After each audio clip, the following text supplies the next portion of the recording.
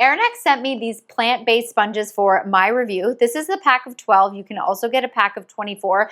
And these are probably the best sponges I have ever used. So I started using both of these sponges at the same time, and I've been using them for about a week, just kind of switching them on and off and wanting to try them out. Right off the bat, you can see actually this one still looks fantastic because it's just really whatever I'm cleaning, it just comes off right away and it dries really, really well. And as you can see, I'm already starting to have some like grossness stuck on this sponge and it's not coming off. As you can see in the video, I was cleaning a big pot that was stuck on with some pasta sauce, and then just using this kind of rougher side here to take off all of that gunk on there. It comes off super easily and it did not scratch my pot as well. And the coolest thing is the rough part here is actually made with coconut fibers, which I think is so awesome. And you can actually like kind of see it. It looks like a little coconut. But the best thing about these sponges, as I said, I've been using these about a week, and this one,